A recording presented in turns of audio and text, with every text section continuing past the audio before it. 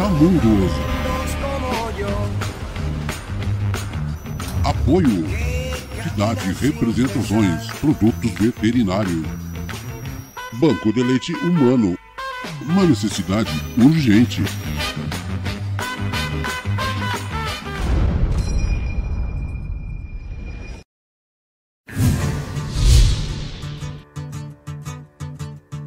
Soy un trotamundo porque no pude encontrar la razón para quedarme mucho tiempo en un lugar. Me gusta la vida, yo voy por la vida, viviendo solo como yo quiero vivir. Me acostumei a viver com o diferente e a respeitar a diferença. Bom dia a todos. Feliz domingo, hoje 16 de agosto de 2020. Uma manhã gélida em Uruguaiana. É um prazer enorme estar com vocês. Uma iniciativa do canal Trotamundos. Tenho o prazer de estar conosco, sempre presente, é um companheiro inseparável do Trotamundos, o professor de História, historiador, escritor e comentarista Pedrinho Duarte. Bom dia, meu querido. Bom dia, doutor Raulzinho. Sempre uma honra fazer parte das suas lives. Eu, como professor de História, eu gostaria de viajar para conhecer os lugares que eu falo.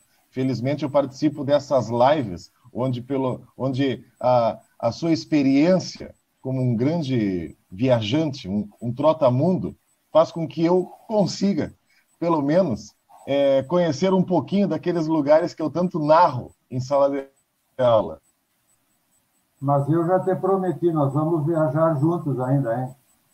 Bom, Pedrinho, nós vamos comentar, eu tinha te falado, sobre minha viagem a Israel, tá? Nós vamos focar na minha forma de viajar, uma forma simples, criativa, mas sempre buscando a parte cultural. E sempre como está no início do nosso canal, cultura, história, geografia humana, viagens e vivência, tá? Então, como nós vamos viajar? Tá certo. Para Israel, a Terra Santa, onde vivem árabes, onde vivem judeus, onde vive o povo semita. Eu proponho, já tinha falado, tenho muitos amigos palestinos e comentei com eles, não fiquem ciumentos, vocês moram no meu coração. Futuramente falaremos da cultura muçulmana também, não é mesmo? Claro. Falaremos da cultura muçulmana, da Jordânia, da família... Eles estão todos irmanados, doutor Raulzinho. Tenho grandes amigos entre os palestinos. E os fui visitar em Ramallah, a capital da Cisjordânia, tá? E depois fomos... Bom, aí vai ser para a próxima live. Então, eu acho que era fundamental o que nós comentamos, esse conceito aí do crescente fértil. Por quê?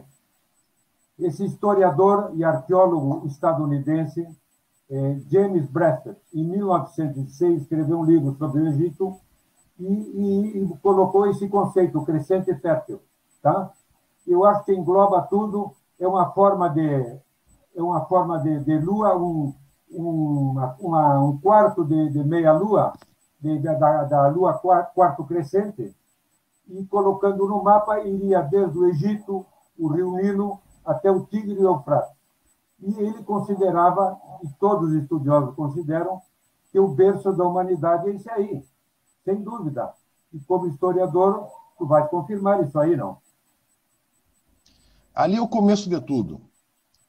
Ali começa a sociedade. Na verdade, ali começam as primeiras aglomerações após a barbárie neolítica. Durante a pré-história, a humanidade se dispersou por todos os continentes. Não podemos descartar que nós tivemos uma pré-história também aqui na América, mas ela é posterior. E a evolução da humanidade, ela não segue uma linha reta. Alguns povos se desenvolveram mais rápido, outros povos demoraram um pouco mais, mas o primeiro povo que fez uma aglomeração. E falar aglomeração hoje é uma coisa estranha, né? A gente está procurando isolamento, mas a primeira grande aglomeração, a primeira urbanização que ocorre foi ali no Oriente Médio, no Oriente Próximo, há mais ou menos 9.000 anos, em decorrência dos rios, esses grandes rios da região, em decorrência da terra fértil, surgiram ali os primeiros povos. Então, a chamada Mesopotâmia, vamos começar falando primeiro sobre Mesopotâmia, que é chamada Terra entre Rios, ali no Rio Tigre e Rio Eufrates, por onde hoje está a Turquia, a Síria e o próprio Iraque, surgiram as primeiras cidades. Uruk, Lagash, Nínive. E estas... Os sumérios. Exatamente. Estas cidades foram cidades construídas pela primeira sociedade que você tem notícia, que foram os sumérios. Ali tinha terreno fértil, ali tinha cidades, houve a criação, a domesticação de animais também. Tudo isso permitiu que surgisse, então, que surgisse e se desenvolvesse a sociedade. Sem dúvida. Pedrinho, então, iniciando já com os sumérios, que foi aí onde, depois tu vai comentar sobre isso, onde o homem deixou de ser nômade e ficou gregário. Deixou de ser nômade, se criaram as cidades-estado e começaram a trabalhar na agricultura. E aí surgiu com os sumérios a primeira escrita, a escrita cuneiforme, a escrita na argila. E sabe por quê, doutor? Primeiro, vamos fazer aqui uma explicação muito importante. Eu tenho um livro aqui, eu gosto de apresentar algumas dicas de livro aqui, ao fundo tem a minha pequena biblioteca. Essa dica de livro que eu trago aqui, ó, Heróis da História. Esse livro aqui fala sobre alguns heróis meio ocultos da história. A primeira pessoa que praticou agricultura foi uma mulher. Não tem nome, é claro, é a pré-história. No período onde não havia nada registrado, por isso que é chamada de pré-história. Mas a primeira pessoa que praticou agricultura teria sido uma mulher. Por quê? Porque os homens saíam para a caça, para a proteção do território. A mulher ficava. E ela teria percebido que a semente daquela planta que havia sido colhida germinou após algumas semanas. Então, isso tudo está ocorrendo ali na Mesopotâmia. E no Neolítico, então, começam a praticar agricultura. É nesse período, na segunda fase da pré-história, no Neolítico, que começam a praticar agricultura. Porém, com a utilização de metais, ferro, cobre, bronze, veio, então, a Idade dos Metais. E é nessa Idade dos Metais que nós temos a constituição das primeiras cidades. Vale lembrar, no Neolítico, nós temos a primeira revolução da história da humanidade. É a Revolução Agrícola. E na Idade dos Metais, a última fase da pré-história, nós temos a segunda grande revolução da história da humanidade, que é a Revolução Urbana, porque eles passam a se reunir para poder sobreviver. E a invenção da escrita, ela está associada com a prática da agricultura, porque eles precisavam fazer registros. E é lá na Mesopotâmia, inclusive, que surge também a matemática. E a matemática que os povos daquela região desenvolveram é a chamada matemática sexagimal, onde os sumérios faziam o cálculo usando as falanges dos dedos. Então, toda a matemática de tempo que nós utilizamos, ela é divisível por 6. Ela é divisível por 6, porque assim você conta 1, 2, 3, 4, 5, 6, 7, 8, 9, 10, 11, 12. Assim nós temos a hora, o minuto dividido em 60 segundos, a hora dividida em 60 minutos e o dia dividido em 24 horas e o ano dividido em 12 meses. Tudo isso aí são grandes legados. Os babilônios já dividiam o dia primeiro em dia e noite, de 12 horas. Depois que foram fazer de 24. Agora não se sabe bem porque eles descobriram, partiram dos 60. Né? O cálculo sexagimal, usando as falanges dos dedos. Quando preenchia-se as falanges de um dedo, contando, somava-se mais um na outra mão. E assim surgiu a matemática. Professor Pedrinho, falando em matemática, vamos passar para a álgebra. que muito bem o teu irmão, o teu erudito irmão Marcelinho, outro dia colocou nas redes sociais sobre o alquarismo. O alquarismo nasceu justamente numa cidade que eu estive. O alquarismo foi de um país que se chamava Quaresme, que fica na cidade de Khiva, no Uzbequistão, que nós já falamos na Rota da Seda. Ele escreveu um livro, e o título do livro era Al-Jab, daí vem álgebra. Era o pai da álgebra, o pai da álgebra e o pai futuramente do algoritmo, vem tudo daí. Ou seja, os babilônios do tempo. Sim. Mais uma curiosidade. Todas as palavras que nós falamos e que começam com al são árabes. Álgebra, algaritmos. Alcali, al-Andaluz, Andaluzia. Bom, exato. Continuamos. Pedro, então, falando de escrita, o alfabeto nasceu primeiro com povos semitas que estavam no Egito, mas fundamentalmente com os fenícios. Os fenícios não tinham... Fala. Mas quem eram os fenícios? Os fenícios, eles surgiram numa região onde não havia grandes rios. Os fenícios, eles não são praticantes da agricultura, diferente do mosaico cultural da Mesopotâmia, diferente dos egípcios, diferente de outras sociedades, inclusive aqui na América. Os fenícios, eles foram os primeiros grandes navegadores marítimos, e eles teriam sido a ligação entre o Ocidente e o Oriente. Vejam só, os fenícios, eles comercializavam com o Ocidente e com o Oriente, portanto, eles tinham contato com os povos da Mesopotâmia, onde já haviam inventado a escrita cuneiforme. Eles pegaram elementos da escrita cuneiforme e levaram para o Ocidente a origem do alfabeto. Professor Pedrinho, no Oriente Médio, nessa época, a escrita cuneiforme e os hieróglifos no Egito também, que depois foram descobertos e decifrados por Champollion, a Pedra Roseta, eu tive a sorte de ver a Pedra Roseta. Aí uma coisa que eu tinha me esquecido, o Código de Hammurabi, esse legado cultural e social. Eu tive a sorte de assistir, de acompanhar a pedra que está no Museu do Louvre. Ali está o que hoje serve a lei do talhão, que serve para o nosso Código Penal. A pena proporcional ou seja, a pena proporcional ao delito. A falta. Ao delito. É importante destacar também que para essa sociedade que estava surgindo na região do Crescente Fértil, ela precisava de regras. E essas regras foram estabelecidas naquela época das formas mais violentas e mais punitivas possíveis.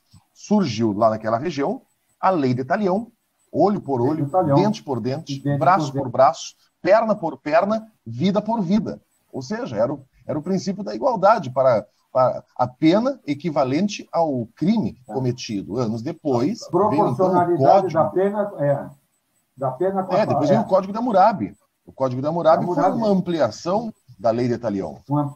Uma ampliação. E o Hammurabi já era lá na época dos babilônios, já um pouquinho mais adiante, mas é a continuação. Bom, eu acho que essa parte pode passar a próxima. Bom, já mostramos o legado, Pedrinho. Mostramos o legado dos povos semitas, na escritura dos árabes na álgebra. Esse aqui na cidade de Khiva,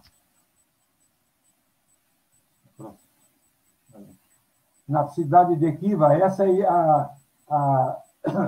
a estátua de Al-Khwarizm, na cidade de Khiva, uma cidade no norte do Uzbequistão. Também fazia parte da Rota da Seda. Olha a sorte que eu tive nessa cidade lá.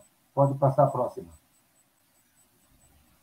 Pedrinho, tu estás olhando, parece que está na praia do Rio de Janeiro. Exatamente. Bom, olha que água bonita.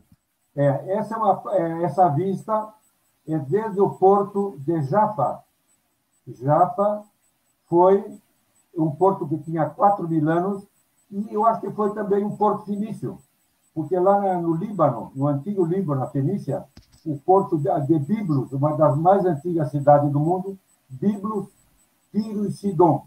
E daí eles navegavam, Exatamente. parece que chegaram até as Américas também. Bom, e eles passavam pelo porto de Jaffa, tá? Daí partiu a fundação de Tel Aviv, que quer dizer o monte da primavera. Aviv quer dizer primavera em hebreu, tá? Pode passar a próxima. Parece isso aqui, o meu hotel fica pertinho da praia, parece que estamos no Rio de Janeiro. Né? Essa é a cidade de Tel Aviv, uma cidade de 1,5 milhão de habitantes, uma cidade de uma sociedade muito aberta. Pode passar a próxima. Que aceita muito bem.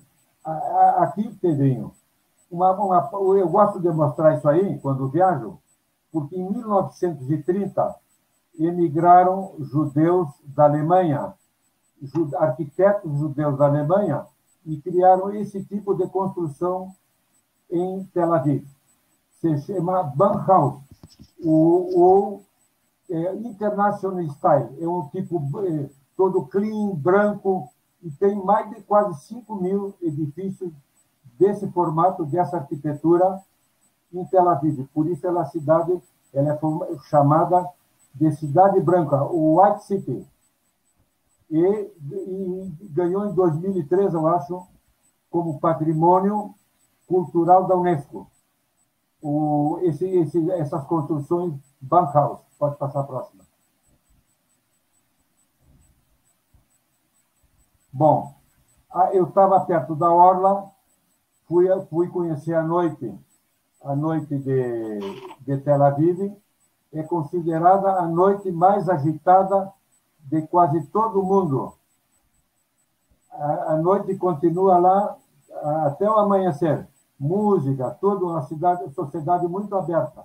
E para quem tem a mente uma open mind, a parada gay mais importante do mundo está em Tel Aviv. Bom, aí eu aproveitei também, eu fui me batizar no Rio Jordão, onde diz, segundo os dogmas, que Jesus foi batizado por João Batista, pode ser por aí, né? Foi nessa região. É porque essa região é a região onde surge o Deus único. Vale a pena destacar que em todas as regiões do planeta haviam várias culturas com vários deuses. O politeísmo era uma coisa muito comum em todas as sociedades. Na Europa, alguns povos eram politeístas, todos os povos eram politeístas na Europa, na Ásia, na África, no Extremo Oriente, aqui na América. E surge aí, quando o senhor estava nessa foto, o conceito, surge aí, dessa região, o conceito de monoteísmo. Porque aquelas sociedades desse mosaico cultural criaram essa teoria de um Deus único, que faz parte da cultura do cristão, da cultura do judeu e da cultura do muçulmano. Ambos acreditam na figura do Deus único. Bom, acompanhando o teu raciocínio, então quem vivia lá nesse lugar que eu fui viajar? Viviam os semitas. E quem são os semitas? Os semitas são árabes e são judeus, eles são primos. Eles são descendentes de Abraão. Abraão, o filho de Abraão era Ismael. Os filhos de Ismael foram na etnia árabe. E os filhos de Jacó, as 12 tribos, entre uma delas, Judá, que provavelmente, futuramente, se deu o nome de judeus. As 12 tribos de Judá. Então, ele, para ver como eles estão mais ou menos entrelaçados, eu te cumprimento agora. Shalom Aleichem, que é a paz esteja contigo. Em árabe, é Salam Aleikum. Tu vê a mesma raiz. Aleikum Salam. Aleikum Salam, tu me responde. Tá? E eu te digo shukran, obrigado, amigo. Bom, Pedrinho, já que estamos falando de um pouco de hebraico, eu vou ter que fazer um brinde a ti e a todos que estão nos acompanhando, e um amigo que eu acho que está me acompanhando em São Paulo, ele é alemão e ela de origem judaica, que quando brindávamos na nossa viagem ao Cáucaso, ela dizia Lechaim, que é um brinde, amigo, que tem 2000 anos. Lechaim. Eu vou fazer um brinde. Universal? Oferecendo aqui o mate, porque eu não quero puxar a brasa para o nosso churrasco. O que une culturas no mundo é isso aqui. Porque todos os povos que já passaram por aqui ou que chegam aqui ao Rio Grande, eles acabam confraternizando nessa cuia, nessa simples cuia aqui de cultura indígena. Então, também eu gostaria de fazer uma referência aos nossos povos aqui tão importantes e que também confraternizam de uma forma tão bonita como esses povos que nós estamos vendo nesse momento. Bom, Pedrinho, continuamos. Essa região, Israel, que eu visitei, aí, principalmente Jerusalém, a Terra Santa, é uma terra sagrada para as 3 religiões monoteístas. As religiões abrâmicas, que vêm desde Abraão. E por que botamos o crescente fértil? Porque Abraão vem de lá, da Mesopotâmia, de Ur. Abraão é descendente de Ur. E a mais antiga religião das 3 monoteístas, sim, é o judaísmo. Tem mais de 3.000 anos. Tem mais de 3.000 anos. E eles se regem à lei que dirige toda a teoria do judaísmo, é a Torá, que para nós, em cristão, se chama o Pentateuco em cristão. Cristãos chamam de Pentateuco, que vem a ser o Velho Testamento, os 5 livros. O Velho Testamento, exatamente. Gênesis, Êxodo, Levítico, Números e Deuteronômio. Por aí eles se ligam. A Torá, principalmente os judeus que são ortodoxos, tá? Estudam continuamente a Torá.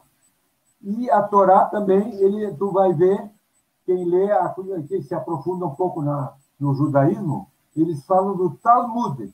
O Talmud nada mais é que o comentário dos rabinos sobre a Torá.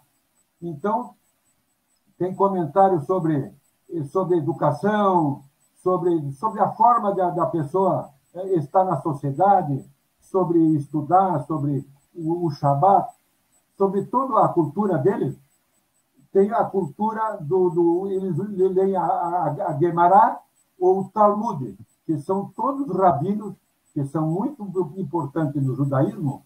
Eles estudam isso aí, então fazem comentários, o pessoal se orienta por isso aí. Eles usam, o descanso deles é os sábados, o Shabat. Eles não podem Shabat. Então, sexta de tarde, principalmente nos bairros, que depois eu vou comentar, o bairro de Meia Sharim, o Bnei Brak, em Tel Aviv, às 6, quando começa a escurecer, a entardecer, começam a sineta, fecham tudo, e só abre outro dia, só o outro dia quando aparecem as 3 estrelas do céu. Quando aparece o crepúsculo, as primeiras 3 estrelas, terminou o Shabat. Eles dedicam a família, o almoço com a família, não podem dirigir, não escutar rádio, tudo, mas isso mais para os ortodoxos. Tá? Você passa a hora para a segunda monoteísta, o cristianismo.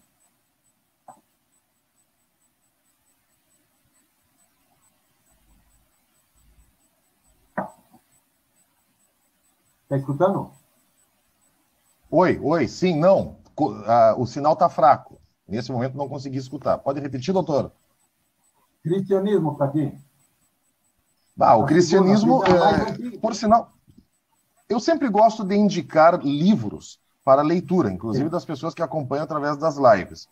Um livro fantástico, por sinal, eu separei um aqui, se chama Uma Breve História do Cristianismo. Eu estou aqui nesse momento com o livro chamado Uma Breve História do Século XX, mas ambos são do autor Geoffrey Blaine. Geoffrey Blaine é um dos grandes escritores da atualidade, autor do livro Uma Breve História do Mundo, que é um best-seller. Depois ele lançou Uma Breve História do Século XX, porque o século XX ele é muito complexo, ele precisava de um livro todo para si. Não é à toa que o outro historiador, Eric Hobsbawm, escreveu A Era dos Extremos, que é o breve século XX, mas o livro de cabeceira, para mim, do Geoffrey Blaine, é outro livro que ele escreveu, Uma Breve História do Cristianismo. Jesus Cristo, ele cria o cristianismo sem saber que estava criando uma nova religião, porque quem disseminou o pensamento de Jesus Cristo foram os apóstolos. Então, esses apóstolos se encarregaram por espalhar um pensamento que era um pensamento antagônico à sociedade que, na época, dominava aquela região, que eram os romanos. Os romanos, eles obrigavam a praticar as guerras de conquista, era isso aí que dava muita renda para o mundo romano. Os romanos, eles escravizavam, e aí vem Jesus Cristo e prega completamente o contrário de tudo isso. Amai-vos uns aos outros assim como eu vos amei. E os inimigos? Amai-vos também, os inimigos. Então, por isso que Jesus Cristo foi perseguido pelo Império Romano. Ele morre, mas os seus apóstolos são responsáveis pela disseminação desse pensamento e a crença num pós-vida. Vejam só que no decorrer da história do cristianismo, os próprios romanos começam a se converter e alguns tornam-se, inclusive, santos.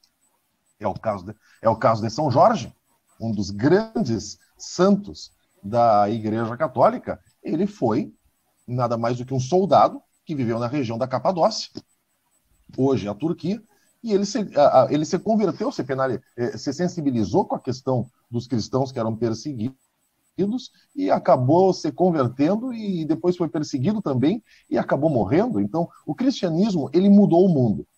Nós podemos, além de marcar uma era cronológica, o antes de Cristo e o depois de Cristo, o pensamento do cristianismo mudou a humanidade. Porque o que havia antes do cristianismo? Guerras, perseguição, escravismo. Por isso que eu, como professor de história e cientista político, eu acredito que o cristianismo é um dos pilares fundamentais do mundo ocidental que nós vivemos hoje. O direito romano, a cultura grega e a filosofia grega, que engloba a cultura, e o cristianismo são os alicerces que solidificaram, que são os alicerces que pavimentaram a sociedade ocidental que hoje nós temos. E por isso devem ser preservados. Porque as pessoas confundem muito a expressão conservadorismo com coisas feias. As pessoas dizem, conservador é feio. Conservadorismo apenas quer preservar aquelas coisas tão bonitas e que hoje nos trouxeram até aqui. Sem dúvida. Pedrinho, bom, outra coisa, a diferença, os católicos, o cristianismo usa a Bíblia, o Antigo e o Novo Testamento, e o Messias já chegou, que é Jesus. Os judeus, o judaísmo ainda está esperando o Messias. É uma grande diferença também. Dá para fazer uma comparação rápida aqui. É que eu sou professor de cursos preparatórios e nós não temos tanto tempo para explicar as coisas assim como a gente gostaria de explicar. Então a gente tenta ser sintético. Para entender essas três religiões monoteístas que surgiram naquela região do Oriente Próximo, o judaísmo ele se fundamenta no Antigo Testamento. O cristianismo, ele soma o Antigo Testamento com o Novo Testamento, para os católicos, obviamente, e o islamismo, a religião muçulmana. Essa aí seria uma interpretação que Maomé fez. Tem a mesma base. Tudo tem a mesma base. Tudo tem a mesma base. Ou seja, abrâmica, toda. Ou seja, esses povos, eles estão interligados. na sua origem. O cristianismo, mais ou menos, nasceu no século I. Sim, já quando estavam quase os romanos, acho que estavam lá já no Oriente Médio. E o islamismo nasceu no século VII. No século VII, quando Maomé sobe dogma que ele sobe aos céus, né? O arcanjo sobe aos céus e passam para ele toda o Alcorão, que é o que rege toda a cultura muçulmana, o Alcorão, que foi escrito para ser recitado. Exatamente. Até porque a própria sociedade muçulmana ela é dividida em antes de Maomé e depois de Maomé. Nós temos uma época pré-islâmica, que é antes da criação da religião muçulmana, e uma época islâmica, que é após a criação islâmica por Maomé. Pedrinho, explicando então as religiões monoteístas abrâmicas dessa região, eu continuei viagem de Tel Aviv. Como é muito pequeno, fui ao norte, um país pequeno, fomos em direção ao Mar da Galileia, o Lago Tiberíades, e fomos a um kibbutz. E aí, sobre o kibbutz, eu acho importante nós falarmos, porque eu acho que os kibbutz foram o núcleo fundamental da formação do Estado de Israel. Por quê? O sionismo político, em 1900 e pouco, com o judeu húngaro, Theodor Herzl, escreveu o livro O Estado Judeu. Mas ele partiu dessa premissa: dar a um povo sem terra uma terra sem povo. E eu acho que ele iniciou, a premissa dele está errada, porque não era uma terra sem povo, tinha gente lá. Era, como tu me comentaste outro dia, um mosaico de etnias. Mas não era tanto assim. Então, Theodor Herzl, que viveu depois em Viena, ele estava pensando no Estado judeu, e ele pensando no antissemitismo que havia na Europa nessa época, ele achou que os judeus teriam que ter um lar, uma pátria, para que o povo fosse para lá. E aí começaram, em 1909, a imigrar para a Terra Santa. E aí começaram a organização das granjas coletivas, uma experiência socialista que é das mais importantes da história, essa experiência socialista, que iniciou em 1909. Tá? Bom, a maioria dos líderes judeus, bom, iniciou com Ben Gurion. Ben Gurion é o pai do Estado judeu. Shimon Peres. E não sei se lembra da época das guerras, o Moshe Dayan, que aparecia com o tapa-olho, que era general, ele nasceu no kibbutz. Golda Meir, Isaac Rabin, todo esse pessoal, futuramente, foram os líderes do socialismo sionista político que fundaram o Estado de Israel. E aí vem, que passo para te comentar, sobre a declaração do ministro do exterior britânico, Arthur Balfour. Comenta sobre isso. A declaração. Olha, doutor, Balfour. Essa questão do retorno do povo de Judá à sua terra, ela não é algo tão recente assim, que foi apenas criado após o final da Segunda Guerra Mundial. Já havia, já havia na Europa, no século XIX, uma proposta de alocação do grande povo judeu espalhado pelo mundo em alguma região. Eu vou ler apenas um trecho bem curto aqui, capítulo 17 do livro. Não vamos nos alongar muito, hein? Não, é bem curto. Em 1896, um jornalista de Viena, Theodor Herzl, evocou pela primeira vez o movimento sionista e, com ele, a esperança de uma pátria para os judeus. Então, foi em 1896. Muitos círculos ocidentais também achavam que o povo judeu merecia do seu próprio Sião, seu lugar ao sol. A questão era, qual nação iria se dispor a ceder um território? Então havia várias... Pensaram na Argentina, pensaram em Uganda e até pensaram numa região da Sibéria. Mas aí, no início do século XX, Arthur James Balfour, o político britânico conservador, que chegou a ser primeiro-ministro, ele então escreveu uma carta que ficou famosa por essa questão do retorno dos judeus à sua terra. E a partir dali, então, começou essa migração, que foi lenta no início do século XX, mas depois que termina a Primeira Grande Guerra Mundial, aumenta, o que começou a causar tensões naquela região do Oriente Médio. Bom, vamos dar uma aceleradinha. Os primeiros colonos que vieram tinham pouca formação. Mais tarde vieram pequenos industriais, profissionais liberais e comerciantes.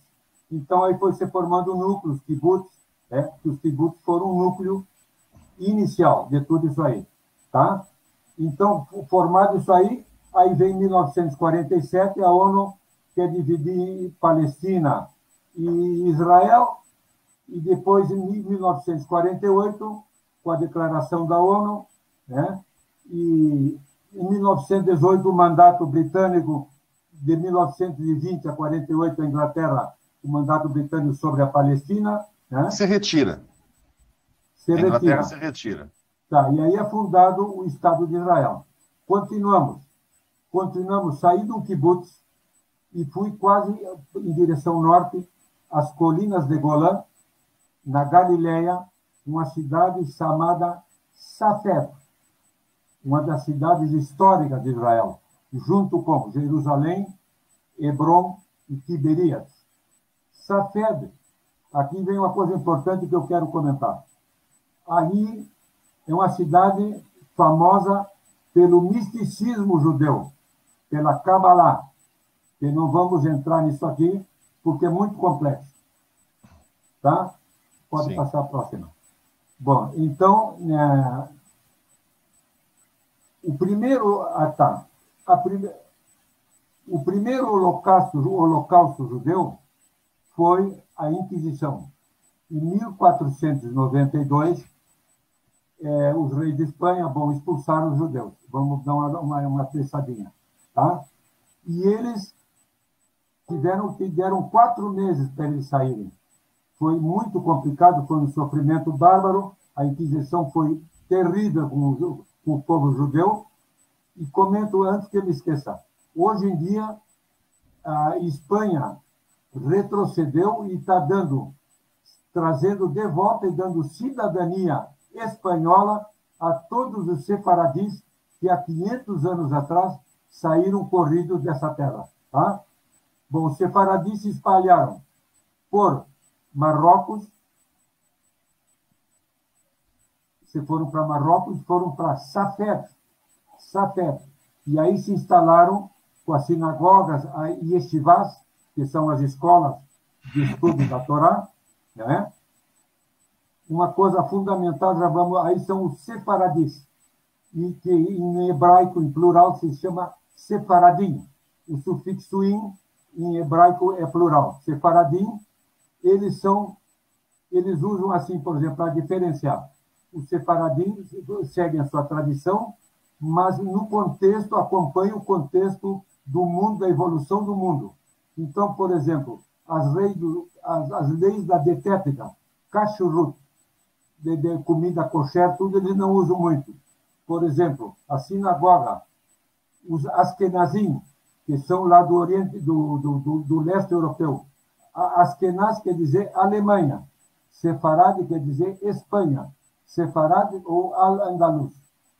Os Askenazes da Alemanha, Ucrânia, Hungria, Lituânia, Ucrânia nessa época era o Império Russo, Lituânia, Hungria, Bulgária. De lá vem os ortodoxos, foram criados lá no leste europeu. Os Askenazim falavam o Yiddish, uma mistura de alemão com hebraico. O hebraico era somente para liturgia. Os sefaradis falavam o ladino, ou o judeu espanhol. Impressionante, eu pesquisando, encontrei famílias inteiras. Hoje em dia, na atualidade, vindo de Izmir, porque quando eles fugiram, eles foram para o Marrocos, para Izmir, na Turquia, e para Salônica, na Grécia. Todos eles voltaram, claro, um símbolo, com a chave das famílias que haviam saído e deixado suas casas há 500 anos atrás. Todos falando espanhol, morando na Turquia, no Marrocos ou na Grécia. Então, é importante isso aí. O separadismo... Vale destacar também que muitos judeus, durante o processo de colonização da América, vieram para o nosso continente. E muitos dos grandes nomes eles foram também para a Holanda. Foram para a Holanda. Sim. Porque a Holanda, eles tinham proteção. E vieram com Maurício de Nassau lá para o Nordeste. Justamente. Claro, porque durante o período holandês de dominação do Nordeste, houve a liberação religiosa. E não houve mais uma proibição de outras religiões. Então, muitos judeus vieram. Vale destacar também que muitos dos grandes colonos do período brasileiro também tinham descendência judaica. Entre eles, o maior de todos os bandeirantes, Raposo Tavares. E tem um que veio com o Pedro Álvares Cabral. Claro, porque naquela época a perseguição que estava ocorrendo na Península Ibérica fazia com que os judeus tentassem a sorte em outras regiões do mundo. E as grandes navegações e as descobertas marítimas permitiram que eles literalmente se espalhassem por todo o planeta. Bom, Pedrinho, dando uma aceleradinha. Os judeus vieram no Nordeste, Maurício de Nassau, tal, e aí começou a complicar e eles foram para o Caribe. Estiveram no Caribe plantando cana e terminaram fundando Nova Amsterdã. Exatamente. A cultura Nova York. Exatamente. Pertenceu aos holandeses. Depois foi negociado. Os holandeses, justamente. Bom, Pedrinho, vamos entrar agora, que eu acho que estamos com 1h e 45 minutos. Vamos passar para Jerusalém. Jerusalém ou Sião. Tu vai encontrar muitas vezes na Bíblia, nos textos bíblicos, na Torá, tudo como Sião.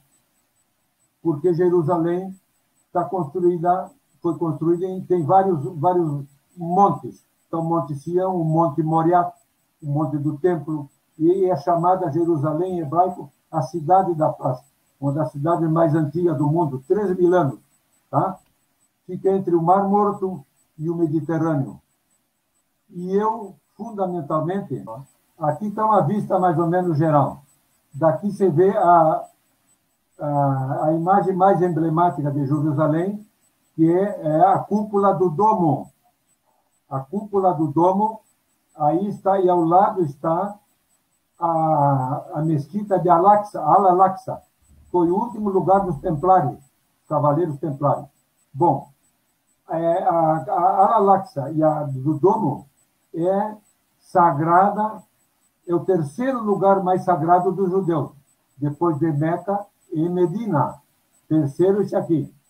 Na rocha do Domo, a cúpula dourada, está a pedra onde Abraão fazia o sacrifício. E nessa época se usava um sacrifício. Depois sacrificar o cordeiro, depois o filho, tudo isso aí. Bom, aí você vê também, por que ela é tão disputada? Sagrada também por Jesus. Aí está a igreja do Santo Sepulcro. E está a Via Dolorosa, onde Jesus foi, chorou, morreu, tal, e, bom, aí, e onde foi sepultado, Santo Sepulcro. E, pode passar a próxima, o Muro das Lamentações. Próxima. Que é o mais importante terceiro mais importante para os muçulmanos, para o islamismo, e o mais importante para os judeus. Por quê? Esse aqui, o templo de Salomão, foi destruído 2 vezes. A primeira vez pelos babilônios, por Nabucodonosor, e eles levaram eles em cativeiro. Tiveram 70 anos escravos na Babilônia.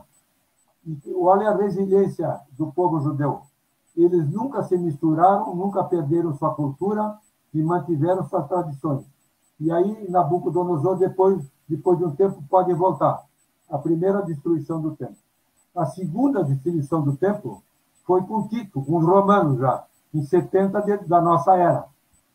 Aqui estão os judeus rezando no Muro das Lamentações. Tá? Uma coisa importante, aqui começa já os costumes deles. Um usa uma kippá, pequenininho, redondinho, que é em respeito a Deus. Os outros maiores são geralmente dos Ashkenazim, dos ortodoxos do leste europeu, tá? Dessas seitas mais ultra-ortodoxas. E quase todos eles moram no bairro Mea Shearim, que eu fui visitar. Pode passar a próxima.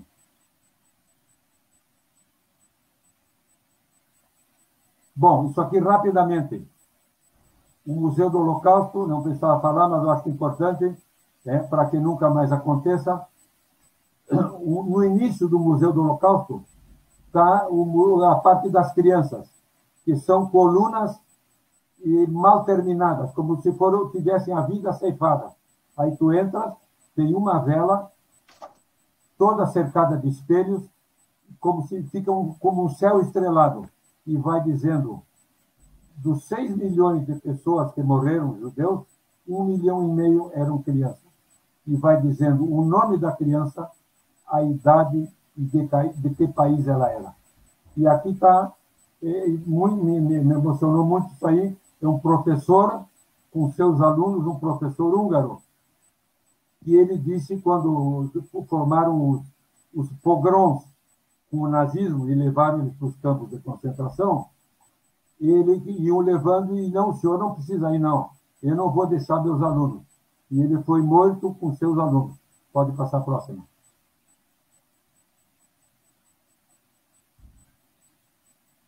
Bom, no final do Museu do Holocausto está a Avenida dos Justos. E o primeiro túmulo, sabe de quem é? Oskar Schindler. Schindler. Do filme, isso que todo mundo já viu, acho que recomendamos. Bom, passo para ti agora, Pedrinho. E aqui eu fiquei muito ligado, porque quando eu cheguei no aeroporto, o guia me recebeu, eu digo, shalom, shalom, tá? Aí passou uma família de ortodoxos. Geralmente os ortodoxos usam os peiotes, usam barba. Peiote é a barbinha comprida, com os rolinhos, a sua barba, os seus streimers, aqueles chapéus de pele, tem uma média de 6 a 8 filhos, aquela família grande, tudo passou, e eu achei raro, porque o guia disse, esse pessoal não trabalha, não serve no exército e ainda nos boicota, porque no dia que festejam o aniversário da independência de Israel, eles são contra. Por quê? A Torá diz que o país do Estado de Israel só poderá existir quando o Messias chegar. E o Messias não chegou. Para te ver como é exagerado o negócio. Mas é uma parte de cultura, temos que falar. Segundo, existe mais extremista ainda. Um grupo que se chama Naturei Karta, que são a favor do Irã, que quer destruir Israel, e não acreditam no Holocausto. Com isso eu disse tudo. Mas extremismo, que nós somos contra isso, existe em todos os lados. Continuamos. Eu passei uma vergonha quando fui visitar aqui, porque fui de bermuda, meu amigo. Fui de bermuda. Então, olha o que diz aí. Primeiro, eles, os ortodoxos, não usam rádio, não usam televisão e não lêem jornal. Então, todos eles se comunicam por afiches, em espanhol seriam cartazes. Please do not pass through our neighborhood, a nossa vizinhança, nosso bairro, com roupas imodestas, que são roupas imodestas. Saia curta, os braços não estão cobertos. Então, eu estava de bermuda, e o cara me disse, você não pode estar aqui, mas eu não estou agredindo, tal. Me atirou uma pedra, tal. Aí eu fui, me arrumei e voltei no outro dia. Passa a próxima. Ele tinha razão, estava errado. Bom, aqui estão eles acompanhando as notícias, tá? Eles, os ortodoxos, que geralmente eles são 10% da população de 9 milhões de Israel, seriam 900 mil. Só em Jerusalém são 250 mil. Ele vive no bairro Mea Shearim. Em hebraico quer dizer 100 portas, em hebraico. Então, eles vivem em casa de 2 andares, 2 quartos, e vivem mais ou menos 10 pessoas, porque eles têm como a média de filhos, de 8 filhos é a média. O pai só estuda a Torá nas yeshivás e a mãe se dedica a educar e pode ajudar quando, depois de 5 filhos, tem que ficar só na educação. Não, ou então ela trabalha como professora ou educando os filhos. Mas depois de 5 filhos é impossível. Então, uma coisa que eu vou comentar com a nossa homenageada depois, a querida Marlova Joselovich Noleto. Comento que estamos mais de 200 nos assistindo, a família Joselovich, Jane Joselovich, amigos, os parentes do Gerson, o meu urologista, que são de Erechim, uma turma enorme está nos acompanhando. A que me corrigiu o livro, Maria Cristina do Prado, professora de português. Bom, e aí vamos comentando, tá? Pedrinho, então, aqui o Stremer, geralmente são do Askenazim, do leste europeu, tem maiores, são de pele, e aqui, esse aqui é o Kippah, e esse aqui é o Peyote. Peyote, pode passar o próximo. Bom, aqui para ver a quantidade de filhos, né? Isso é uma típica família de ultra-ortodoxo do bairro de Mea Shearim. Pode passar o próximo? O vídeo. Bom, então, Pedrinho, faltava ainda alguma coisa dos costumes judaicos, mas eu acho que isso fica para outra vez.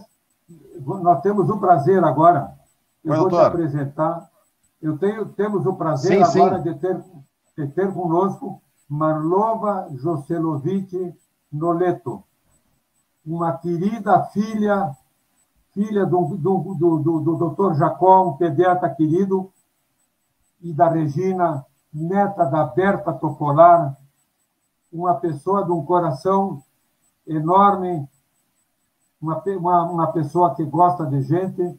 Marlova, que bom te ver, vamos lá. A Marlova, olha a nossa ligação. O doutor Jacó, pediatra muito querido aqui em Uruguaiana, e a Regina, a mãe dela, que era bibliotecária, conheceram o doutor Mário Ferrari Valls em Porto Alegre. E ele convidou o doutor Jacó para vir trabalhar em Uruguaiana. Imagina?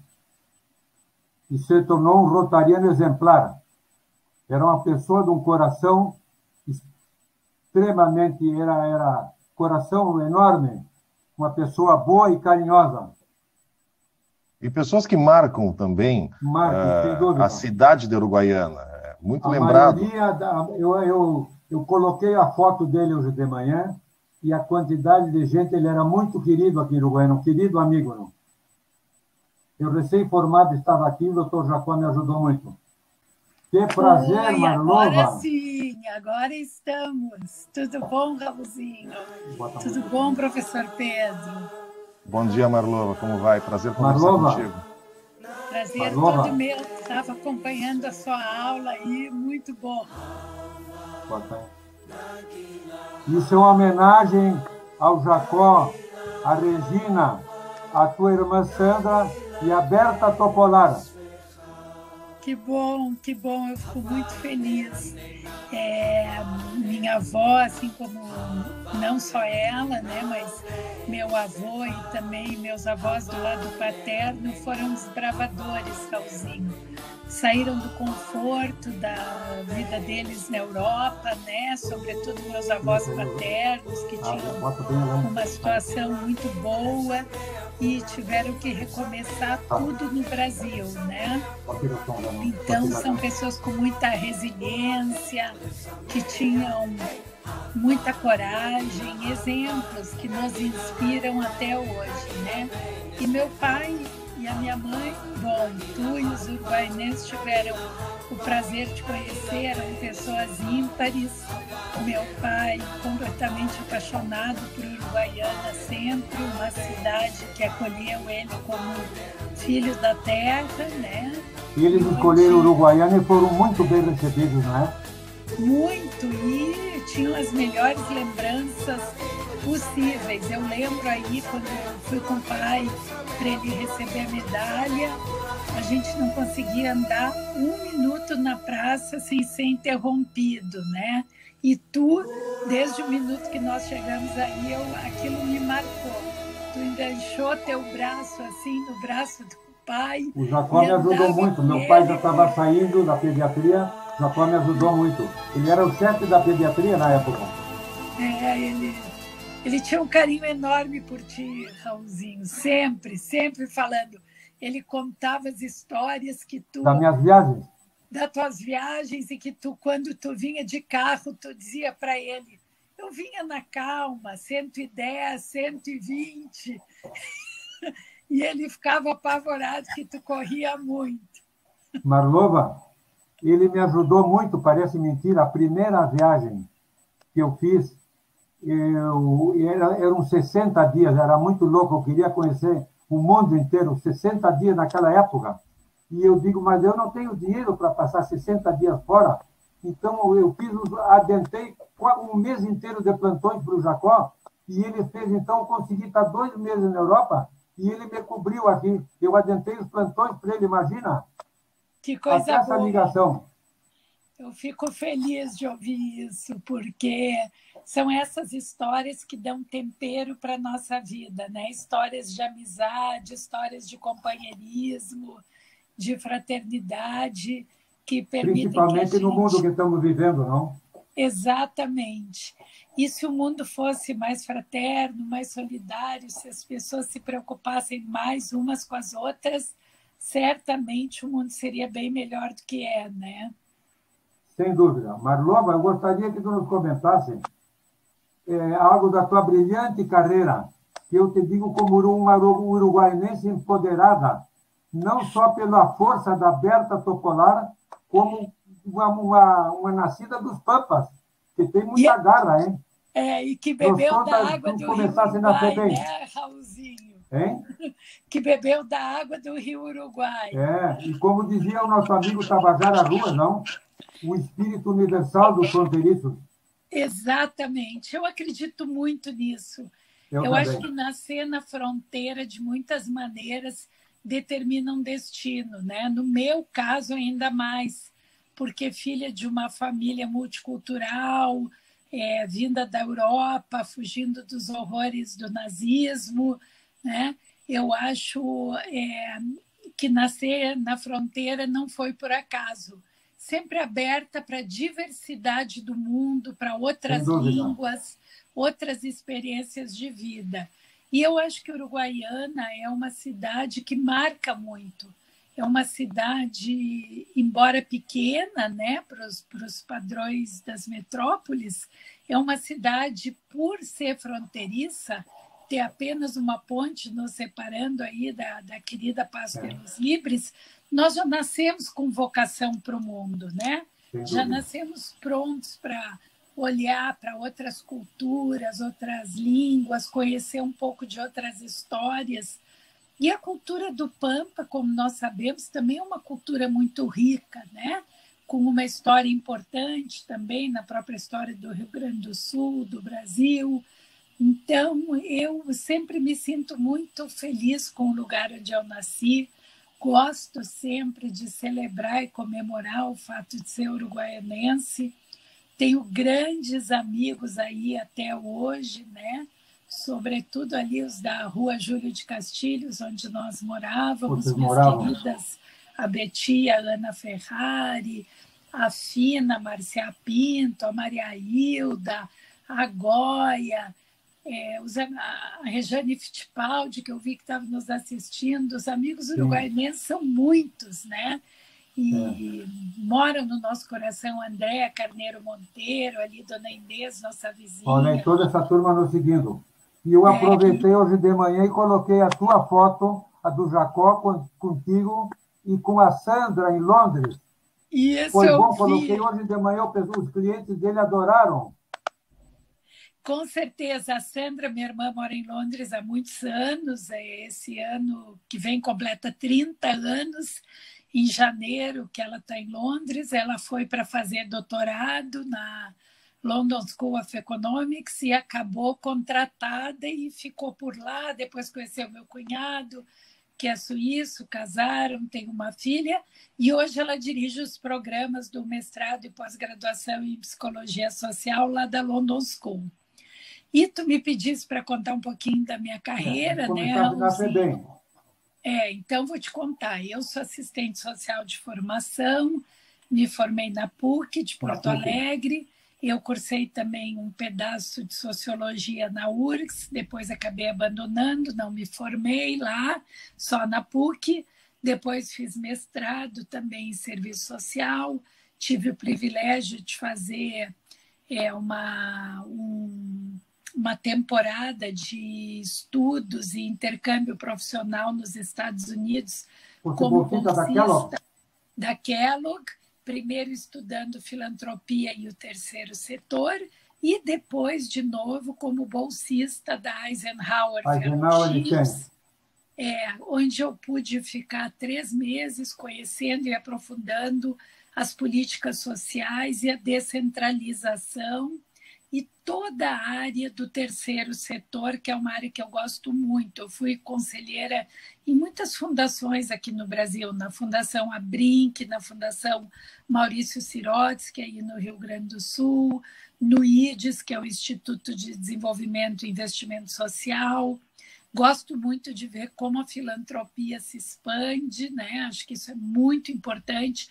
Isso é algo uma cultura muito comum nos americanos, não? Muito comum na tradição americana, né? E muito comum também na tradição judaica. Judaica, sem dúvida, a caridade. O conceito de tzedakah, né? Que é justiça social. É um conceito muito importante que todos os judeus aprendem desde pequenos. E talvez até tenha influenciado na própria escolha da minha profissão como assistente social. E eu, então, depois que eu me formei, que eu fiz mestrado, eu fiz concurso público, fui trabalhar na FEBEM como assistente social e logo fui convidada pelo professor Juarez Ilho, que era o presidente da época, para dirigir uma das casas, em centro aberto, lá na Zona Sul, na Vila Cruzeiro do Sul, algo que me ensinou muito, permitiu também exercitar minha criatividade, aprender desde muito jovem técnicas de gestão para dirigir aquele centro, um desafio muito grande para mim, com 25 anos, 24 para 25 anos. Logo depois de formada, eu me formei com 23 anos, né? E ali da FEBEM eu fui trabalhar depois com o governador Pedro Simon. Estivesse na FAMURS também, não? Na FAMURS mais tarde, depois de ter trabalhado com o governador Pedro Simon no que era a área social que deveria ser ocupada pelo gabinete da primeira-dama, ele, como era viúvo, muito inovador, junto com o professor João Carlos Brum Torres e o professor Acurso, que era o secretário de Planejamento, e com a minha participação, nós criamos um conselho de apoio às ações comunitárias para ocupar o espaço do gabinete da primeira-dama. E eu fui a coordenadora executiva do conselho por 1 ano. De lá eu fui trabalhar na Secretaria de Planejamento, na assessoria especial do secretário Cláudio Acurso, onde aprendi muito, inclusive, sobre a transversalidade e a importância da integração das políticas sociais. E aí veio a Constituição de 1988. Bom, aí eu faço um parêntese, que foi muito importante a tua atuação na LOAS. Na Lei Orgânica da Assistência Social. Fundamental isso aí. Eu de lá fui do gabinete do secretário Acurso, eu fui para a FAMURS, e na FAMURS nós criamos a área técnica na assistência social, na saúde, na educação, inclusive com a minha querida Rita Bergman, hoje secretária de Estado do Rio Grande do Sul, na época era secretária de Saúde de São Lourenço do Sul, e uma precursora da descentralização e municipalização da saúde pública, uma grande craque. E então, juntos, lá na FAMURS, nós implantamos a descentralização das políticas previstas na Constituição de 88. E foi então que eu comecei a trabalhar, em nome dos municípios gaúchos, pela aprovação da LOAS, a Lei Orgânica da Assistência Social, que foi aprovada em dezembro de 1993, uma lei importantíssima, uma lei cidadã, que reconhece a assistência social como direito do cidadão e do Estado, substituindo assim as políticas centradas na caridade, no favor, claro. Né? Sem dúvida. E acabando com a ideia clientelista, acabando também muito com o primeiro damismo. Em seguida veio o governo do presidente Fernando Henrique Cardoso, e a doutora Ruth teve um papel fundamental. Tive o prazer de trabalhar muito próxima dela, porque eu assumi a presidência do Conselho Nacional de Assistência Social. Eu me lembro que o professor Felício, outro saudoso uruguaianense que nos levou recentemente... Estava na FECAM quando tu entraste, não era? Não, ele já não era mais. Não era mais? Presidente, não. O professor Felício, um dia me encontrou no aeroporto, indo para Brasília, e ele me disse, eu tinha acabado de assumir a presidência do Conselho de Assistência Social, e ele me disse, Marlovinha, que ele me chamava como pai me chamava, né? Marlovinha, tu assumiste o marechalato da tua carreira. E nós, como uruguaianenses, estamos muito felizes. Anos depois, quando eu tive aí com o pai em Uruguaiana, ele brincou comigo, ele disse, mal sabia eu que tu ainda não estava no marechalato. Que tinha mais coisa ainda. Não? Que tinha mais coisas por vir, né? Ele e a Elizabeth, queridos amigos, ficaram muito felizes quando eu fui trabalhar no sistema ONU, que era um sonho antigo que eu tinha. Marlova, uma pergunta. A tua pós-graduação foi sempre em Nova York?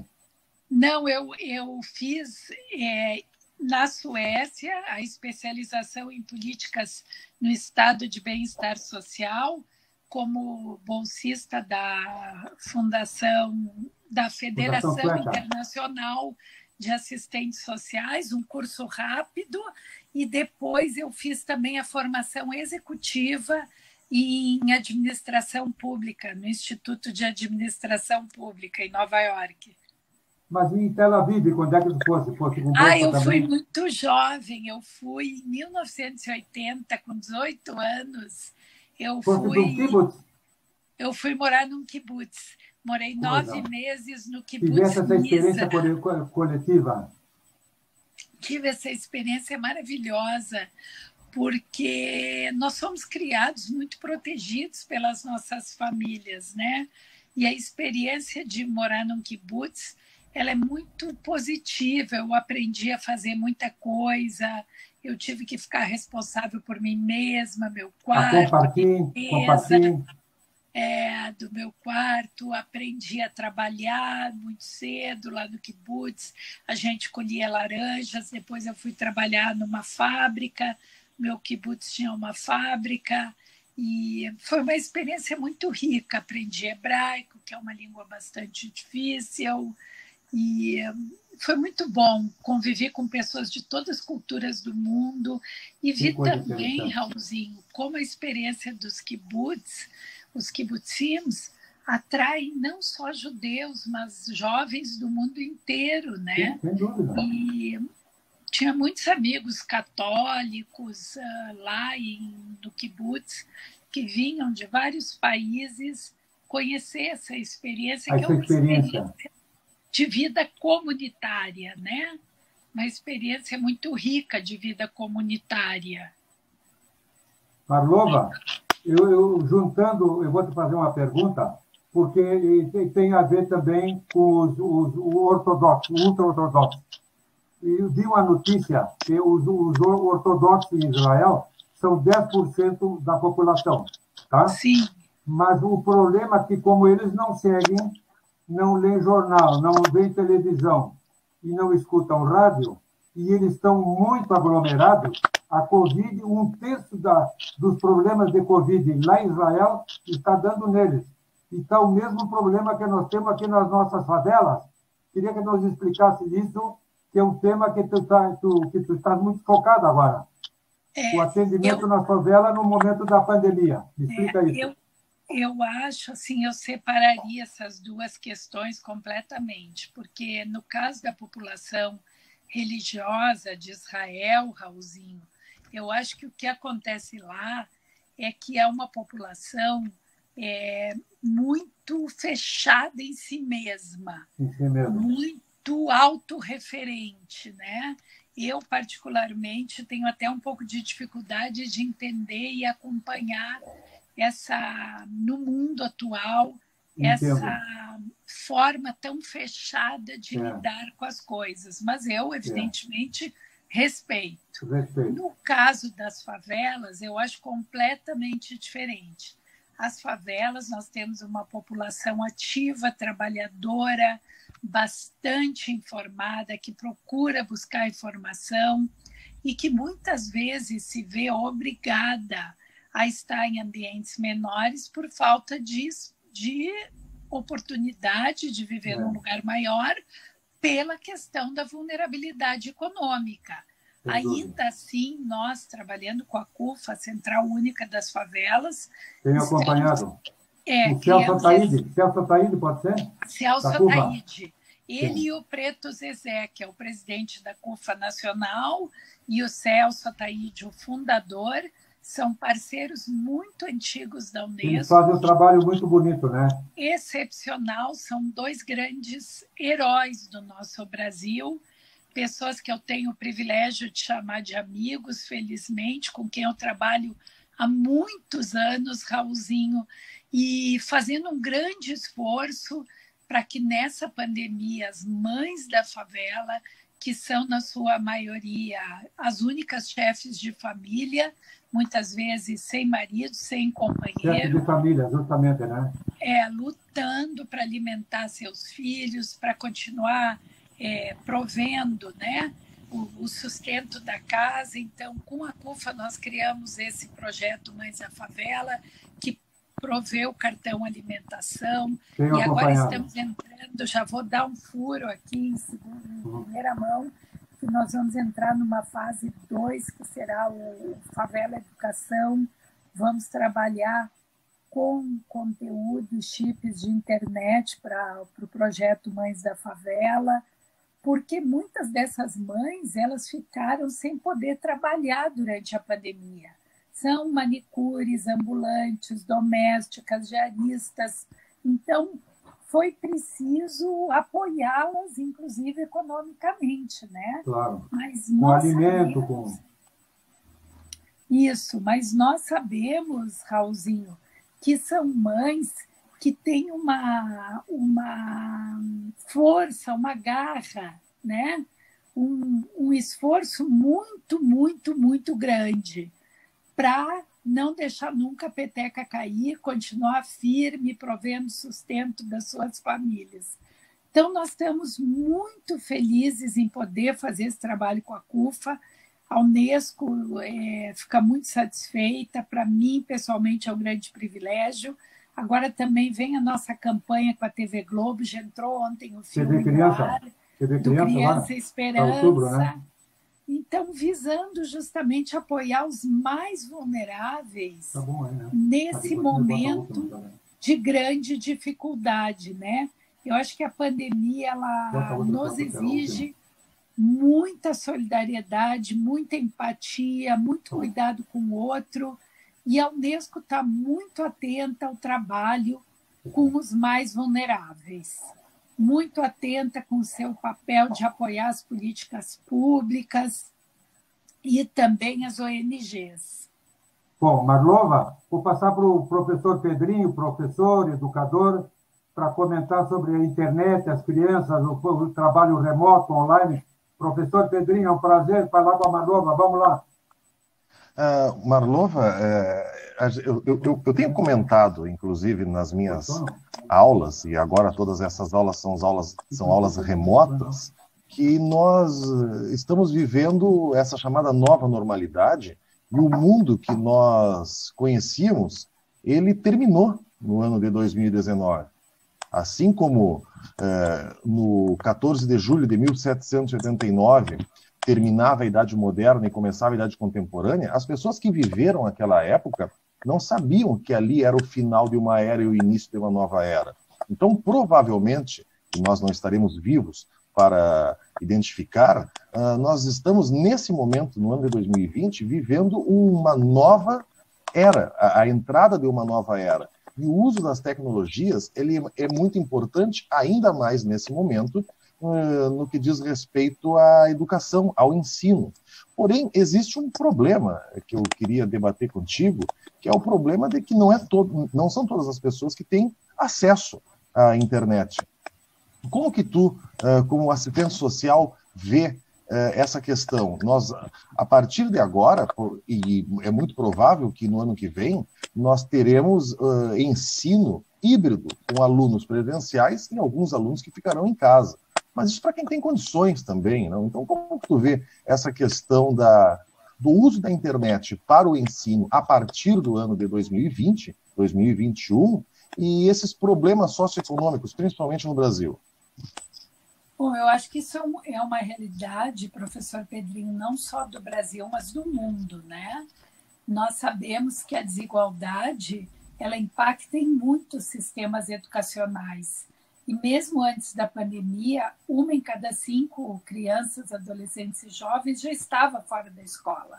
A Unesco lança todo ano, e está acessível no nosso site, quem tiver interesse pode consultar, um relatório de monitoramento global da educação.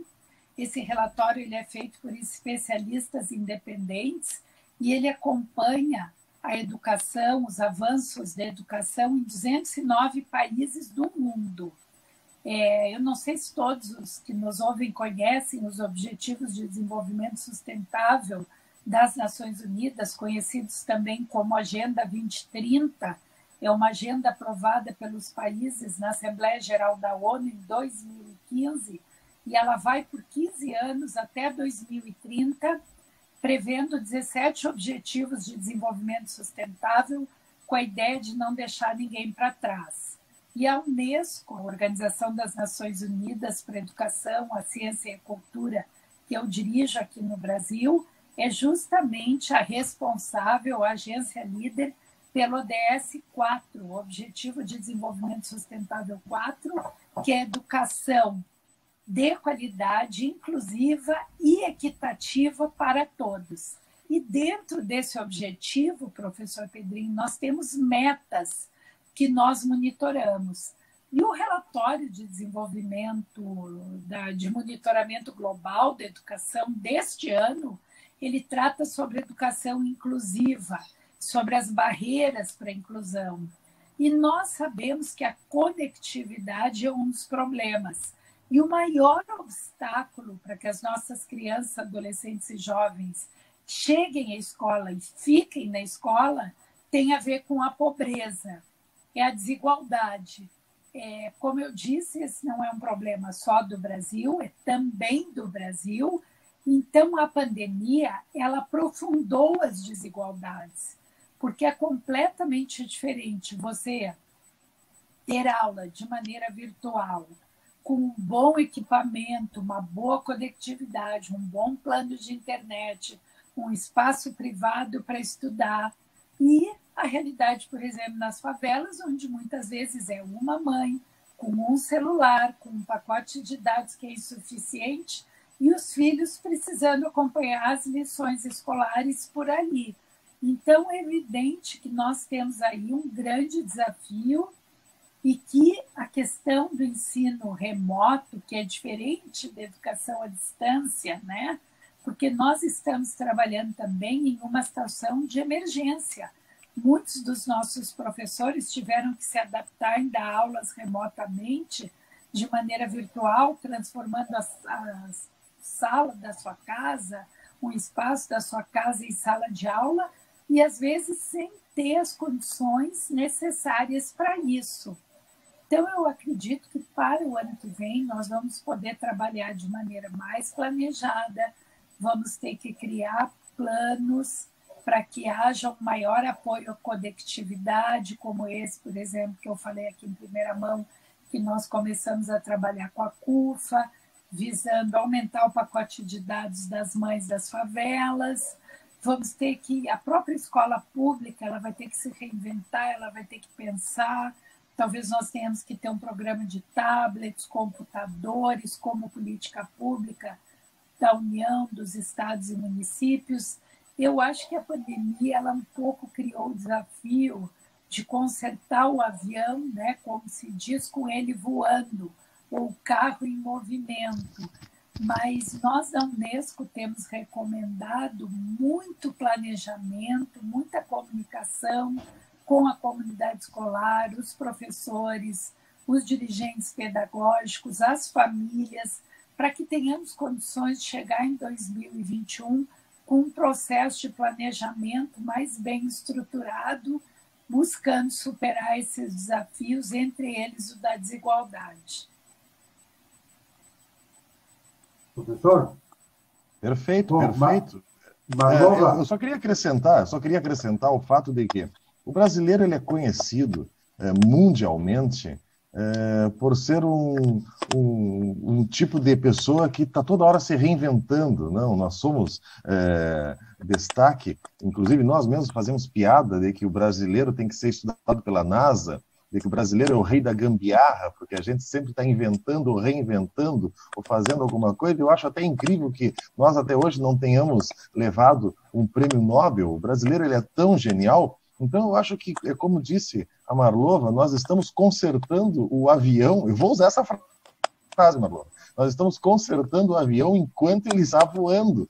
E a gente vai, pelo menos, porque a gente tem que procurar pontos positivos, inclusive, nas tragédias, porque é assim que a humanidade sobreviveu ao longo dos tempos. A humanidade ela se reinventou em cima dos grandes desastres. Então, nesse momento terrível que nós estamos passando, pelo menos nós já estamos pensando lá na frente, nós estamos olhando para o futuro e planejando resolver isso que são os chamados passivos históricos. A educação pública no Brasil é um passivo histórico que não foi resolvido no seu tempo, lá no século XIX, durante o século XX. Então, quem sabe agora, em meio a todo esse problema, esse caos que nós estamos vivendo, não só na saúde pública, mas na educação pública, nós consigamos resolver esse passivo histórico que não foi resolvido. É como disse um educador brasileiro. Ele falou, e eu guardei a frase dele, acabei esquecendo o nome dele. No Brasil, nós temos escolas do século XIX, professores do século XX e alunos do século XXI. Nós temos que unir essas disparidades. Foi o Antônio Carlos Gomes da Costa que disse aí, isso. Obrigado. E felizmente, eu sou um cara otimista. Nós vamos conseguir sair dessa, resolvendo, inclusive, o grande problema que é o passivo histórico da educação pública no Brasil. Doutor Raulzinho, eu preciso me despedir, porque eu estou com 3% de bateria no meu celular. Bom, eu não vou conseguir terminando. me despedir. Eu só queria lhe dizer, professor, antes da despedida, que eu sou um pouco mais generosa, eu acho, com a avaliação da educação pública brasileira. Eu acho que o Brasil teve muitos avanços importantes. Em 1998, nós praticamente conseguimos universalizar o acesso à educação, o que é importantíssimo. Lá atrás, com o então ministro Paulo Renato Souza. Depois fizemos avanços muito importantes, como o Fundeb, que agora acaba de ser votado novamente na Câmara, com um trabalho extraordinário da relatora professora Dorinha, deputada pelo Tocantins. Nós temos tido avanços importantes na educação brasileira, inclusive em termos de qualidade. Eu acho que nós precisamos continuar trabalhando para que a educação seja cada vez mais de qualidade, equitativa e inclusiva. E esse é o papel da Unesco, né? eu fico muito feliz de trabalhar numa agência de educação, porque eu acredito que só a educação transforma o mundo, não tem outra fórmula. Professor Pedrinho, te agradeço imensamente, sempre me acompanhando no canal Trotamundos. Um abraço e um bom domingo. Parabéns pelos Bom gêmeos. domingo para todos. Obrigada, Parabéns. professora. Adorei lhe conhecer. Foi um grande prazer. Parabéns pelos gêmeos. Muito Marlova, obrigado, eu que agradeço. Marlova, lembra que eu tinha te pedido, antes de terminar, tu és uma cidadã do mundo, uma viajante, adora viajar, que me dê uma dica de viagem e vou te passar outra. Olha, O que tu me recomendaria? ano passado, a gente teve o privilégio, eu, meu marido e a minha filha, né, o Pedro e a Laura, que tem 18 anos, faz 19 semana que vem. Eu queria muito que ela conhecesse a Suécia e a Escandinávia, porque, como eu tive lá, estudei lá, depois, durante muitos anos, voltei, inclusive para a Högskolan i Östersund, lá no norte, como professora convidada para dar palestras. Eu queria muito levar minha filha e meu marido para a Escandinávia. E junto nós emendamos com São Petersburgo, na Rússia. Fomos da Finlândia para São Petersburgo de trem, no trem chamado Allegro. Não sei se tu já esteve por lá, mas essa é uma viagem que eu recomendo. Eu amei São Petersburgo, eu não conhecia, conversa muito comigo pela história dos meus avós paternos, que vieram de Vilnius, hoje Lituânia, antiga Rússia, né, União Soviética. Eu saí fascinada com a monumentalidade, a grandeza e a beleza natural da cidade, né, toda banhada e cortada pelo rio Neva. Muito, muito, muito bonito. É uma dica que eu dou, Raulzinho.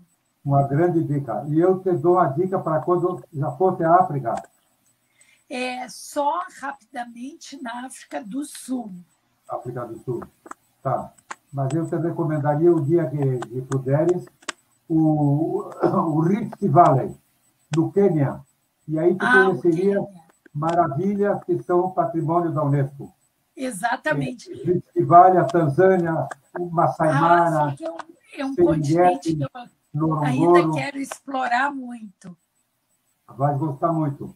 Marlova, como viajante, eu fiquei chocado outro dia com a destruição da cidade de Beirute. Foi um tremendo, não? Foi muito triste, muito triste. A situação lá está muito tensa. A política já estava ruim. Muita instabilidade social. Muita instabilidade, né? Muito. Eu tenho conversado bastante com a minha querida amiga embaixatriz do Líbano, aqui em Brasília, uma amiga muito querida, a embaixatriz Sana Debs. O embaixador praticamente o decano aqui do corpo diplomático, uma figura extraordinária, amigos muito queridos. E foi realmente um episódio muito triste e precisamos torcer para que o país possa se reerguer, se recuperar. Vamos torcer. Vamos torcer. Um grande país com uma grande história. Tá, te agradecendo muito. Um beijo para a Laura, um grande abraço no Pedro. E diria a tua mensagem, como uma cidadã do mundo, para um mundo mais humano, mais solidário e mais tolerante. Tua mensagem para nós. Olha, quem agradece sou eu, né? Tu desempenhaste um papel muito importante depois que meu pai faleceu, retomasse esse contato comigo, mandasse teus livros de presente, tivestes aquilo que eu chamo de empatia e presença amorosa, mesmo à distância. Quero te dizer publicamente que isso me fez muito bem para a Sandra também, compartilhei tudo isso com ela. Eu acho muito bonito quando a gente mantém essas conexões e essa amizade com aquilo Apesar de longe, cedendo um pouco, né? Cedendo quase nada. Exatamente. E isso são as nossas raízes, de onde nós viemos, né? Então, eu sempre digo uma frase do Tolstói que eu gosto muito, acho que essa é a minha mensagem: canta a tua aldeia que cantarás o mundo, né? Paz universal. Exatamente, quando nós estamos perto daquilo que nós somos e dos laços que realmente importam, cuidando para que esses laços sejam firmes, fortes, bonitos, nós estamos perto da grande família humana. Tu me destacaste nas nossas primeiras todo o mesmo conversas. planeta, a mesma família humana, não é? Exatamente. Tu Bom, e destacou te faço uma confissão. Eu achei, matando, entrevistar, falar com a Marlova, mas quando eu li, acompanhei tuas entrevistas e vi que eu gosto de gente, aí me decidi, a minha intuição me levou. Estou correto ou não? Corretíssimo, eu ia justamente falar isso, que tu me comentou, que tu ficou muito tocado pela frase que eu disse, que eu gosto de gente. E essa é a pura verdade, eu gosto de gente. E como na música do Caetano Veloso, eu acredito que gente é para brilhar, né? Não para morrer de fome. Então, eu trabalho para que cada vez mais as pessoas possam estar empoderadas, que a gente possa criar oportunidades e possa transformar vidas. E tenho o grande privilégio de ter essa missão, pelo meu trabalho e também pelo meu coração, que me leva por esse caminho. Sem dúvida. Então, essa é a minha mensagem, mais empatia e mais amor e mais solidariedade. Mais solidariedade. Um beijo, muito obrigado e um abraço para vocês e felicidade na tua carreira. Muito obrigada, querido. Um beijo muito grande. Um beijo na Sandra, e na Laura e no Pedro. Um abraço. Obrigada e um beijo aí para todos os uruguaianenses que estão nos assistindo. Foi um prazer, Marlova. Obrigado por tudo. Tchau. Tchau, tchau. Nos despedimos com essa foto, que é o que almejamos, a paz entre os povos semitas. Até a próxima.